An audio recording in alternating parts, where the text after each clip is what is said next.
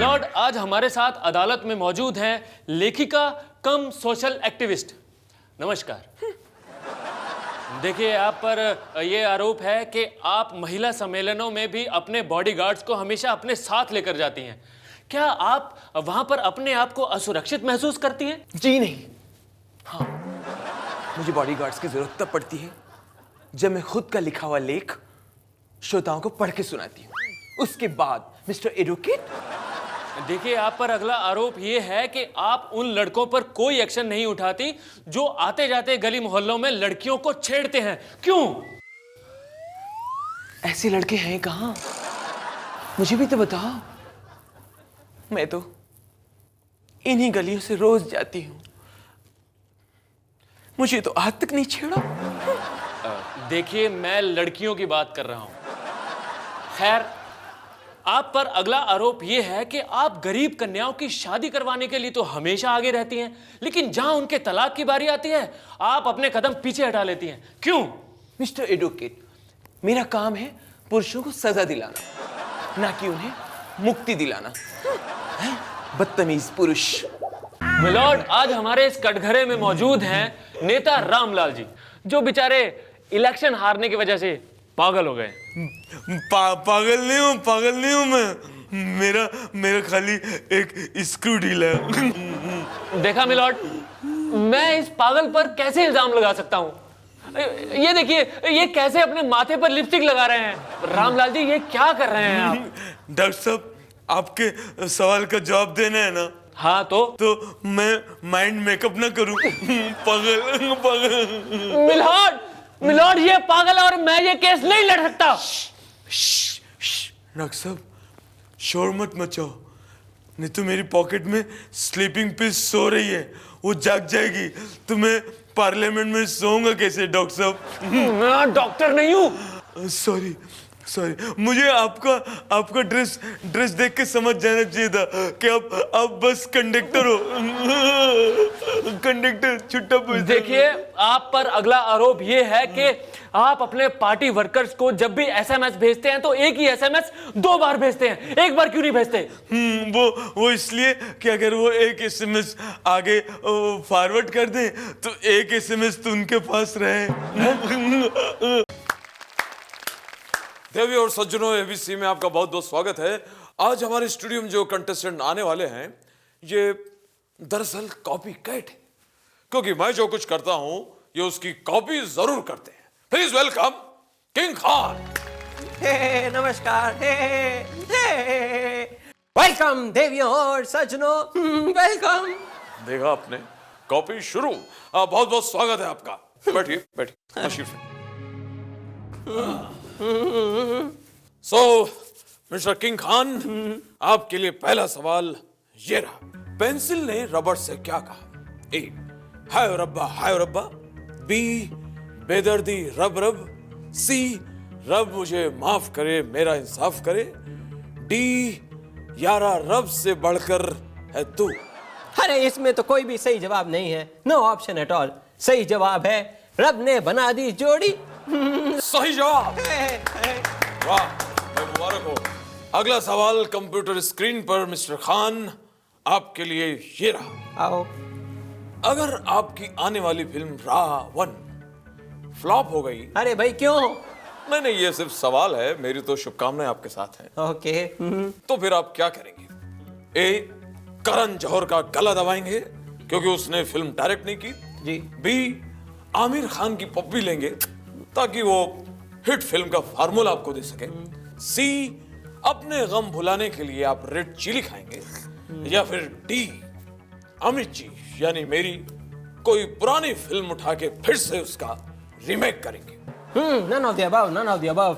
अगर मेरी film Ravan flop हो गई तो मैं लोगों की शादियों में जाकर नाचूंगा। अरे, ताकि मेरा पैसा रिकवर हो सके। समझा करे। सही जवाब। और मिस्टर खान, आपके लिए अगला सवाल ये रहा। जी। क्या आप अवार्ड्स खरीदने में विश्वास रखते हैं? ए, हाँ। बी, बिल्कुल। सी, क्यों नहीं। डी, यकीनन।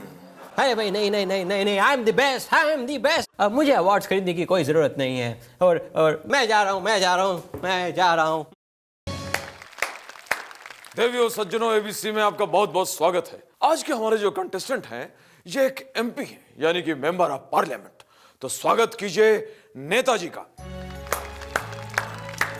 नमस्कार नमस्कार। नेताजी आपका बहुत बहुत स्वागत है। आप कुर्सी में बैठिए। कुर्सी कुर्सी, अरे कुर्सी। कुर्सी सुनते ही पागल हो गए। खैर मैं भी बैठ जाता हूं। हाँ, लेट्स प्ले एबीसी। एमपी का फुल फॉर्म क्या है? Options are A member of parliament, B money person, C money problem या डी मिस्टर प्रॉब्लम। हम एमपी हैं, ठीक है, और एमपी जो हमेशा पैसों में खेलते रहता है, तो इसका जवाब है बी मनी पर्सन। गलत जवाब। आप जा सकते हैं प्लीज। नहीं, मैं आपसे वादा करता हूं कि इसकी पूरी जांच पड़ताल होगी, ठीक है? तब तक आप कोई डिसीजन मत लीजिए। आप अगला सवाल पूछिए। भाई ये तो जबरदस्ती है। हाँ है। तो आप ये वादा कीजिए कि अगर मैंने अगला सवाल पूछा और उसका जवाब आपने गलत दिया तो आप यूं यूं यूं तुरंत कुर्सी छोड़ देंगे। हाय, देखते हैं, पूछिए। हाँ, पिछले दिनों एमपीस यानी सांसदों की मंथली इनकम कितनी बढ़ी है? Options are A 100%, B 200%, C 300%, D कुछ भी नहीं। इसका जवाब तो यही है, डी कुछ भी नहीं बढ़ी। ओह नेताजी, गलत जवाब। इसका सही जवाब है ये सांसदों की मंथली इनकम 18,000 से बढ़ा के 50,000 कर दी गई। अजी आप क्या बात कर रहे हैं? अब सैलरी भी कोई इनकम है? सैलरी तो सिर्फ दिखाने के लिए होती है, असली इनकम तो साइड इनकम होती है। अब वो तो बढ़ी नहीं ना। सही जवाब, सही जवाब। Computer ji, you are wrong. और अब बढ़ते हैं आपसे डरते हुए अगले सवाल की तरफ। एक एमपी क्या काम करता है? Options are A bill pass करता है, बी मनी पास करता है, सी लोगों के प्रॉब्लम पास करता है, या डी कंट्री इंटरेस्ट के आइडियाज पास करता है। इसका जवाब है ई, वो टाइम पास करता है। नेताजी, गलत जवाब। अब आपको ये कुर्सी छोड़नी पड़ेगी क्योंकि आपने वादा किया था कि कुर्सी छोड़ देंगे। हम कुर्सी नहीं छोड़ने वाले हैं, समझे? अरे अरे अरे अरे नेताजी, कुर्सी तो छोड़ जाइए। Hey, wait and watch. Hood, hood, dabang, dabang, dabang, dabang, hood, hood. ये देखिए, मंगू आज सेवानंद के घर चोरी करता हुआ पकड़ा गया है। अरे मंगू, अरे मैं तेरा क्या करूं? अरे कम से कम उनको तो छोड़ देता, बेचारे बूढ़े बुजुर्ग आदमी हैं। देखो, सीखो, हमारे साहब कितने उसूल के पक्के हैं, बूढ़ों को तो छोड़ ही देते हैं। ए जूतो छटअप। ए मंगू, तू बता क्या चुराने गया था?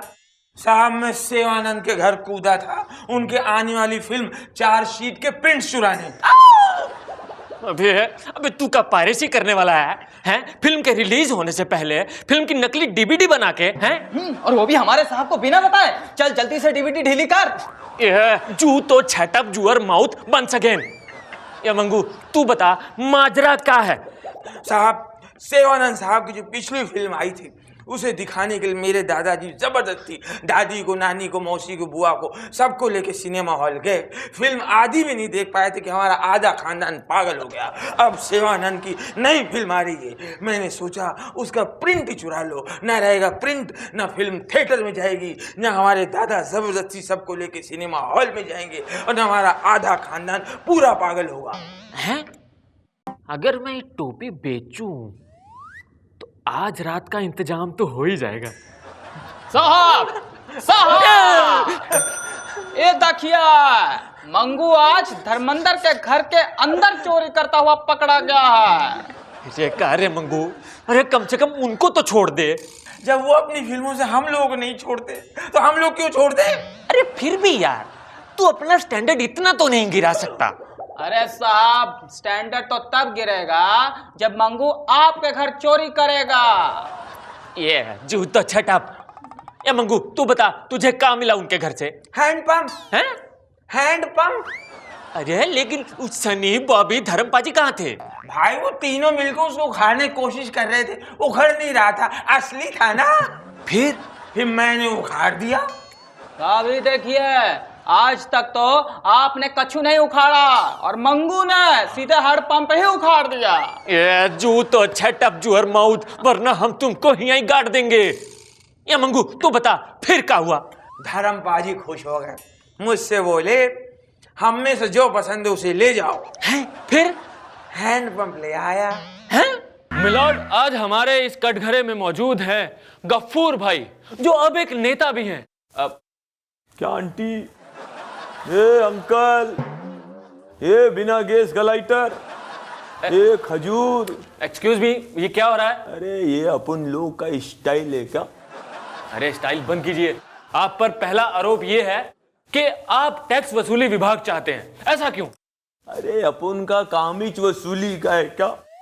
मतलब? अरे ये गवर्नमेंट है ना, साल में एक टाइम टैक्स वसूल करती है, लेकिन अपन लोग हर हफ्ते हफ्ता वसूल करते हैं क्या? देखिए, यहाँ पर यह भी आरोप है कि आप महेश भट्ट की रीमेक फिल्म सड़क में पैसा लगाना चाहते हैं, तो पब्लिक के पैसे का ऐसा दुरुपयोग क्यों?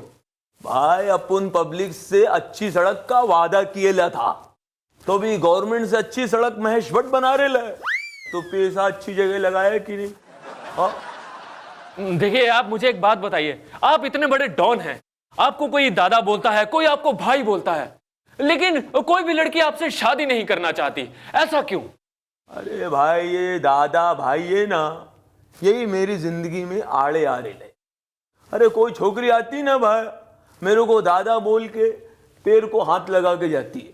कोई छोकरी आती ना भाई, अपन को भाई बोल के कलाई में राखी बांध के जाती है। मैं किसी के भी दादा भाई को देखता हूँ ना, मेरी खोपड़ी हिल जाती भाई।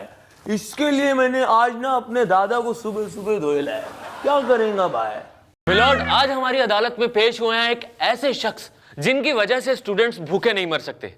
जी हाँ, कम से कम भूख से तो बिल्कुल नहीं मर सकते, और वो है गवर्नमेंट हॉस्टल के फूड इंचार्ज फहीम बिरयानी जी। सलाम वालेकुम जी, आप पर सबसे पहला आरोप यह है कि आप खाने में इस्तेमाल होने वाले बर्तनों को गंदे पानी से ही साफ करके काम चलाते हैं। मजबूरी है ना भाई, साफ पानी से धोते तो खाना कभी बनाते भाई?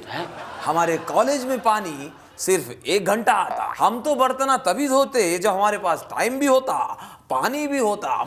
देखिए, आप पर अगला आरोप यह है कि आप पैसे बचाने के लिए स्टूडेंट्स को गली सड़ी सब्जियां खिलाते हैं, जिनसे उनका स्वास्थ्य खराब होता है। कसम चार मीनारा की, उनका खुद का चॉइस है ना भाई। मैं उनके सामने 2 चॉइस देता, खाना खाना कि खाना नक्को खाना। वो पहला चॉइस पसंद करते तो फिर क्या करना भाई? देखिए, आप पर यह भी आरोप है कि आप अपना टेंडर पास करवाने के लिए अफसरों को रोज खाना खिलाते हैं। ये अप्सरा लोगों को मैं एक साथ पूरा पैसा खिला देता भाई। अगर खाना खिलाते तो पूरी जिंदगी टेंडर नक्को पास होता भाई। क्या हंगामा है। नमस्कार देवी और सज्जनों, आइए हम और आप मिलकर खेलते हैं ABC, यानी कि अब बकवास चालू। आज जो हमारे सामने कंटेस्टेंट हैं, ये क्रिकेट की दुनिया के एक महान खिलाड़ी हैं। तो स्वागत कीजिए युवराज किंग का। छक्का, चौका। ये बॉल तो है नहीं, आप कहां बैटिंग कर रहे हैं? इसलिए तो मार रहा हूं। फुल फॉर्म में चल रहे हैं आप। बैठिए बैठिए। युवराज, आपके लिए पहला सवाल ये रहा। वर्ल्ड कप में क्रिकेटर किस कप के लिए कॉम्पीट करते हैं? ए, वर्ल्ड कप के लिए, बी, एशिया कप के लिए, सी, कॉमनवेल्थ गेम के लिए, या D, none of the above? अरे भाई, वर्ल्ड कप की बात हो रही है, बहुत आसान है। Sir, none of the above sir. मतलब? सर, किसी से कहिएगा मत। नहीं कह देखिए, औरों का तो पता नहीं, हम तो लड़कियों के लिए खेलते हैं सर। सही जवाब। सही है। सही जवाब, बहुत खूब। और इसी के साथ अगला सवाल कंप्यूटर स्क्रीन पर ये रहा। बैटिंग करते वक्त सबसे ज्यादा रन आउट होने का रिकॉर्ड किस प्लेयर का है? ए, इंजमामुल हक, बी, इंजमामुल हक, सी, इंजमामुल हक, या D, none of the above? Inzamam ul Haq. ओ युवराज, गलत जवाब। इसका सही जवाब है D, none of the above. सही जवाब है युवराज किंग। कैसे सर?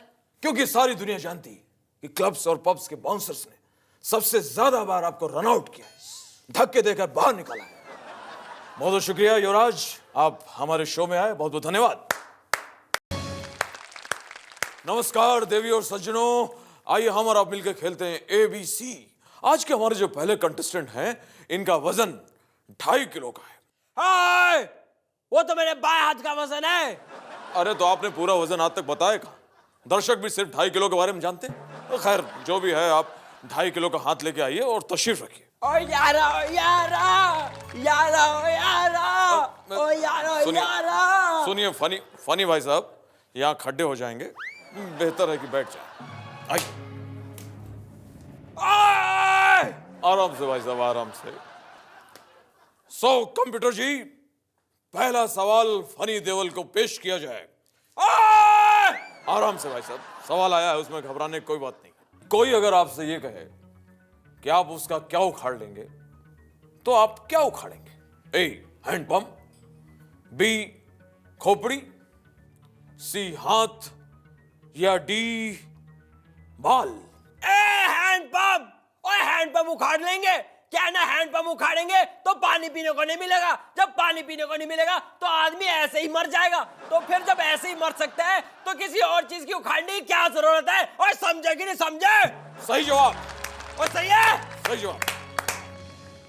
अगला प्रश्न ये रहा, आपकी फेवरेट हॉबी क्या है? ऑप्शंस आर: ए, पापा पापा करना, बी, नाचना गाना, सी, मैडम मैडम कहना, या डी, ओए ओए कह के जोर से चिल्लाना। और इसका जवाब है डी, जोर जोर से चिल्लाना, क्योंकि यही मेरी हॉबी है और इसी हॉबी की वजह से मैं पूरी बॉलीवुड की लॉबी में हिट हूं। ओ फनी देओल जी, अफसोस, गलत जवाब। आपका सही जवाब है नाचना गाना, क्योंकि सबको मालूम है कि आप नाच नाच के डांस फ्लोर को भी हिला देते हैं। हाय, अरे अरे ये किसके साथ है भाई? कहाँ चले गए? आइए भाई साहब, ओ बहन जी, ओ भाई साहब, वसीयत करवा लीजिए, एफिडेविट बनवा लीजिए, पावर ऑफ अटर्नी बनवा लीजिए। सास बहू का झगड़ा, प्रॉपर्टी का लफड़ा। तुम्हारी शादी हो गई तो भी तलाक करवा लो। सर इंटरव्यू शुरू करें? तो क्या शुरू हो गया क्या? हाँ, तो हाँ। शुरू कर दो। जैसा कि आप जान गए होंगे कि हमारे साथ एक लॉयर हैं, तो आइए करते हैं उनसे कुछ बातचीत। स्वागत है आपका। Hello hello hello. सर आप कहते हैं कि बहुत सारे केसेस लड़ते वक्त आपकी जज साहब से लंबी बहस हो जाती है, वो क्यों? जज लोग ना रुपए देखते एकदम बदल जाते हैं। मैं पर केस जज साहब को देता हूँ 10,000 रुपए। जैसे गड्डी रखता हूँ 10,000 की, कहने लगते हैं नहीं नहीं और बढ़ाओ भाई और बढ़ाओ, 15,000 दो, 20,000 दो। बड़ी बहस हो जाती है। लेकिन ये बहस तो मेरी उनके बंगले में होती है, आपको किस तरह पता?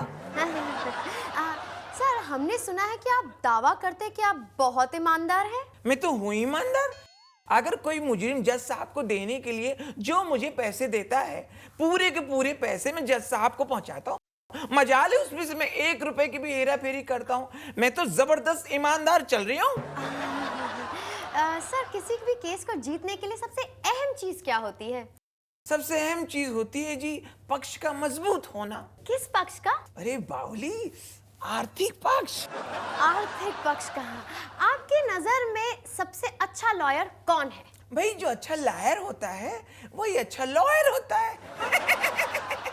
दोस्तों आज हमारे साथ हैं हमारे देश के एक ऐसे जेलर जिनकी कैद से आज तक कोई भी कैदी भागा नहीं। आइए करते हैं उनसे कुछ बातचीत। स्वागत है आपका। जेलर साहब हमें बताइए कि आपकी जेल में सुरक्षा का कैसा इंतजाम है? ए क्लास है। हम कैदियों की सुरक्षा खास तौर से करते हैं ताकि कैदियों को कोई परेशानी न हो। सर आप कहते हैं कि आपके कैदियों को बाहर से ज्यादा जानकारी उनको जेल में ही मिल जाती है, वो कैसे? हमने हर कैदी के रूम में लैपटॉप, मोबाइल, टेलीविजन, इंटरनेट की व्यवस्था की है और अगर कभी इंटरनेट फेल हो जाए तो वाईफाई भी है, एकदम हाई फाई है। सर आप कहते हैं कि आपकी जेल से आज तक कोई भी कैदी भागा नहीं है, वो कैसे? कैदियों को भागने की आवश्यकता क्या है? कैदी मुझसे पूछ के बाहर जाते हैं और काम तमाम करके वापस लौट आते हैं। वो समय के बड़े पाबंद हैं।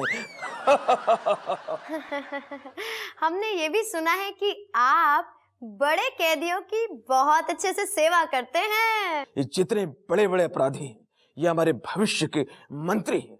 आज दुनिया जानती है, जितने मंत्री हमारे देश में हैं, इसमें से बहुत सारे पहले घोर अपराधी थे। अगर मैंने उनकी उस जमाने में सेवा ना की होती तो आज मैं मेवा कैसे खाता? मैं तो बर्बाद हो जाता। बम बम भोले। मिलॉर्ड, आज हमारी अदालत में पेश है एक ऐसे शख्स जो जिससे चाहे जुर्म कबूल करवा सकते हैं। ओ सुन बे चौधरी, तू गलत बात करने लग रहा है यार। देखिए, आप शांत रहिए। और इनका नाम है कठोर सिंह। हाँ तो कठोर सिंह जी, आप पर पहला आरोप यह है कि आप शराब पीकर थाने में आते हैं, पुलिस स्टेशन में आते हैं। क्यों? देख भाई, पुलिस स्टेशन में तो शराब पी ना सकूं, मनाही है, तो घर से पीनी पड़े। इसमें क्या गलत बात है यार? देखिए, आप पर यह भी आरोप है कि आप अपनी पावर का इस्तेमाल आम आदमी को डराने और धमकाने में करते हैं। ऐसा क्यों? गलत बात कर रहा चौधरी। मैं तो अपनी पावर का इस्तेमाल सबके ऊपर समान रूप से करूं, वो बात अलग है कि डरे आम आदमी है। देखिए, आप पर यह भी आरोप है कि आप अपनी नौकरी बचाने के लिए बेगुनाह लोगों पर झूठे केस फाइल करते हैं। ओ सुन भाई चौधरी। देखिए, मैं चौधरी नहीं हूं, मैं वकील हूं। हाँ वकील साहब, सुन भाई, मैं झूठे केस न बनाता, केस तुम्हें बनाता एकदम सच्चा। वो बात अलग है, बाद में कोर्ट उसे झूठा साबित कर देती यार। मिलॉर्ड, आज हमारे साथ मौजूद है इस कटघरे में पुलिस विभाग के आईजी। लो जी, आ गया जी। ओ भाई साहब, मैंने आईएजी नहीं बोला, मैंने बोला है कि आईजी। ओके जी। आप पर पहला आरोप यह है कि आपके पास बुलेट प्रूफ जैकेट्स होने के बावजूद भी आपके सिपाही शहीद हो जाते हैं। ऐसा क्यों? इस बात का हमें दुख है, अच्छा, लेकिन हमने उसके लिए रास्ता भी निकाल लिया है। मैंने अपने हर जवानों को एक एक साल के लिए फिल्मी ट्रेनिंग अनिवार्य कर दी है। उससे क्या होगा? उससे हमारे जवान सीख जाएंगे कि छाती में 10-10 गोली खाने के बाद भी कैसे जिंदा रहा जाता है। देखिए, आप पर यह भी आरोप है कि आपने अपने जवानों को बंदूकों के बजाय लाठियां थमा दी हैं उनके हाथों में। ऐसा क्यों किया आपने? मैं लाठी क्यों न थमाऊं? क्यों थमाएंगे? मैंने इसलिए थमाया क्योंकि गांधी जी ने इसी लाठी को दिखाकर अंग्रेजों को भारत से खदेड़ा था। बस यही सोचकर मैंने अपने सभी सिपाहियों को एक एक लाठी दे दी। क्या गलत किया मैंने? देखिए, आप पर यह भी आरोप है कि आपने अपने जूनियर को सिर्फ लाठी चार्ज कहने पर सस्पेंड कर दिया। ऐसा क्यों किया आपने? यह गलत इल्जाम है मिलॉर्ड, गलत इल्जाम है। वो बेवकूफ पढ़ा लिखा होकर अनपढ़ों जैसी बातें कर रहा था। है भीड़ के सामने मेरे पास आया, मेरे कान में बोलता है, सर लाठी चार्ज, सर लाठी चार्ज। मैंने गुस्से में उसका गिरेबान पकड़ा, उसको खींचा। मैंने कहा, मैंने गाड़ियों की बैटरी चार्ज सुना है, मैंने मोबाइल की बैटरी चार्ज सुना है, लाठी कब से चार्ज होने लगी? बोल, लाठी कब से चार्ज होने लगी? बस इसी बात पर शर्मिंदा हो गया और खुद नौकरी छोड़ कर गया। फिर नमस्कार देवी और सज्जनों, आइए एक बार फिर से खेलते हैं एबीसी, यानी कि अब बकवास चालू। आज हॉट सीट पे जो आने वाले हैं ये मॉडल कम एक्टर है। बेगे पार्डन, मॉडल कम है और एक्टर बहुत कम है। प्लीज वेलकम अर्जुन रामफल। हाय, कब आए? Right now. आइए बैठे। आपके लिए पहला सवाल ये रहा, बॉलीवुड में हीरो बनने के लिए किस चीज की सबसे ज्यादा आवश्यकता होती है? ऑप्शंस आर ए अच्छी एक्टिंग, बी अच्छी डांसिंग, सी अच्छे एक्सप्रेशंस, या D none of the above. I think none of the above, क्योंकि ना ही मैं अच्छी एक्टिंग करता हूँ, ना ही मैं अच्छी डांसिंग करता हूँ, ना ही मैं अच्छे एक्सप्रेशंस देता हूँ, फिर भी मैं बॉलीवुड का हीरो हूँ। बहुत खूब अर्जुन। अगला सवाल आपके लिए आ रहा है और ये रहा, नेशनल अवार्ड किसको मिलता है? A most deserving, B least deserving, C good looking, या D worst looking? The most deserving actor. या ओ अर्जुन, गलत जवाब। भाई ये जवाब आपका सही होता अगर आपको नेशनल अवार्ड ना मिला। इसका सही जवाब है द लीस्ट डिजर्विंग। रियली? इसलिए अब आप जा सकते हैं। देवियों सज्जनों, एबीसी में आपका बहुत बहुत स्वागत है। आज मेरे सामने हॉट सीट पे जो सज्जन आने वाले हैं, ये डायरेक्ट फ्रॉम रामगढ़ ठाकुर बलदेव सिंह। स्वागत कीजिए ठाकुर साहब का। ठाकुर साहब। चाय। ओह, आई एम सॉरी, आपको तो पहले ही काम जो है। Sorry, please be seated. पहला सवाल कंप्यूटर स्क्रीन पर ये रहा। उपेन पटेल के हिंदुस्तान में कितने फैंस हैं? ए 10,000, बी 15,000, सी 500, डी सिर्फ 5। इसका जवाब है डी, सिर्फ 5। ये कैसे? क्योंकि उसके ड्राइंग रूम में 2 लगे हैं और बेडरूम में 3 लटक रहे हैं। ठाकुर साहब, सही जवाब, मुबारक हो। चाय। सॉरी। एनीवेज, अगला सवाल आपके कंप्यूटर स्क्रीन पर आ रहा है और ये रहा। इन चारों हीरोइनों में से सबसे हॉट कौन सी है? ए लारा दत्ता, बी विपाशा बसु, सी मल्लिका शेरावत या फिर डी प्रियंका चोपड़ा। जय, इनमें से कोई भी ऑप्शन नहीं है। मतलब? सही जवाब है ई, रामलाल। अरे ठाकुर साहब, क्या कह रहे हैं आप? देखिए, आप शक्ल से ऐसे नहीं लगते। अरे जय, क्या है ना कि मेरा पूरा काम करते करते रामलाल और रामलाल का दिमाग पूरी तरह से हॉट हो जाता है। अरे सवाल ये कंट्रोल कीजिए। अगला सवाल ये रहा। गब्बर सिंह पूछते हैं कि कितने आदमी थे? ऑप्शंस हैं ए 2, बी 3, सी 4 या फिर डी 6। जय, इसका जवाब है डी, 6। गलत जवाब। नहीं जय, इसका जवाब डी है, यानी 6। ये कैसे? क्योंकि मुझे अभी तक याद है, एक बार गब्बर ने कहा था कि ठाकुर ने छक्कों की फौज बनाई है। सही जवाब। ठाकुर साहब, मुबारक हो। जय। ओ, मुझे याद है, गब्बर ने आपके पहले ही। जय, मेरे को नहीं खेलना तुम्हारा एबीसी। अरे मैं जा रहा हूँ। ठाकुर साहब देखिए। रामलाल। अरे मैं डार्लिंग रामलाल। अरे ठाकुर साहब। दोस्तों, आज हमारे साथ हैं हमारे देश के famous cricketer mister Freeson ji. आइए करते हैं उनसे कुछ बातचीत। Welcome to our show sir. Sir, पिछली बार विकेट लेने के बाद आपने 5 मिनट तक ग्राउंड में डांस किया, इसकी कोई खास वजह? एक तो मुझे विकेट लेने की खुशी थी, और आपको तो पता है कि ऐसी खुशी मुझे साल में 1-2 बार ही मिलती है। और दूसरा, मैं पूरी दुनिया को अपना डांस का टैलेंट दिखा रहा था, ताकि टीवी के किसी भी रियलिटी शो में मैं अपना करियर बना सकूं। आपने कहा कि हरभजन ने आपको प्रीति के कारण थप्पड़ मारा, ये बात कुछ समझ नहीं आई। एक्चुअली वो हमारी स्ट्रेटजी थी। मैंने ये नोट किया कि प्रीति सारे प्लेयर को हक कर रही है, गले लगा रही है, सिर्फ मुझे छोड़ के। भज्जी का थप्पड़ खाने के बाद मैं जोर जोर से रोने लगा। प्रीति भागते भागते आई, उसने मुझे गले लगा लिया। 2 घंटे तक मैं उसके गले लगा रहा। अब मैं सोच रहा हूं कि शेनवान से भी एक थप्पड़ खा लूं। वो क्यों? शिल्पा भागती भागती आएगी, मुझे गले लगाएगी। सर, हमने सुना है मिस्टर मुकेश आपको खरीदना चाहते थे, मगर आप तो बहुत ही कॉस्टली बॉलर हैं। कॉस्टली नहीं हूं मैं, महंगा बहुत हूं। पूरी दुनिया जानती है कि मैं एक ओवर में 25-25, 30-30 रन तो यूं ही दे देता हूं। मैं डांस करूं यार। आज हमारे साथ हैं हवलदार पांडुरंग जादव। आइए करते हैं उनसे कुछ बातचीत। स्वागत है आपका। नमस्कार मैडम। तो जादव जी, ये बताइए कि आप पुलिस में कैसे भर्ती हुए? क्या बोलने का मैडम, किसका तो बद्दुआ मेरे ऊपर है। कोई तो मेरे को पुलिस खाते में धक्का मारा है। एक दिन क्या हो गया, मेरा बाप 2 पैक मार के आया।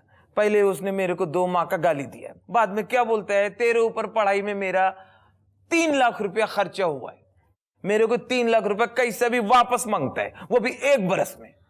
मैं सोचा मैं क्या करेगा, किधर जॉब करेगा, इतना इनकम किधर होएगा, बस पुलिस में भर्ती हो गया। पुलिस में भर्ती होके आपने समाज को नया क्या दिया? अरे बहुत दिया समाज को। फिर मैं बरस कैंसिल किया, साल कैंसिल किया, महीना कैंसिल किया, दिन कैंसिल किया, वक्त चालू किया हफ्ता।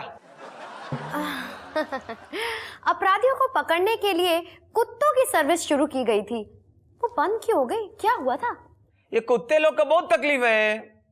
अरे बाबा, मुंबई में किधर डाका पड़ता है, चोरी होती है, मर्डर होता है, तो मैं कुत्ता लेके जाता था कि सूंघने का, अपराधी को पकड़ के बताने का। वो ऐसा सूंघते सूंघते सूंघते आता था पुलिस स्टेशन, हम लोग को ही सूंघता था। अब पुलिस सर्विस में आने के बाद कोई एक ऐसी घटना जो आपको यादगार हो? एक बार मैं घर में सोया था, तो ऐसे एक आंख ऐसा खोल के देखा तो मेरा औरत मेरा पॉकेट से पैसा निकालती थी। मैं ताबड़तोड़ उसको पकड़ लिया, मैं चल पुलिस स्टेशन, चोरी करती है क्या? उसने मेरे पॉकेट से 50 रुपए निकाल के मेरे को दिया और क्या बोलती है, बात आगे काय को बढ़ाता है, इधरिच मांडोली कर। तो क्या आपने वो 50 रुपए ले लिए? फिर मैं छोड़ेगा क्या? पूरा 100 रुपया लिया।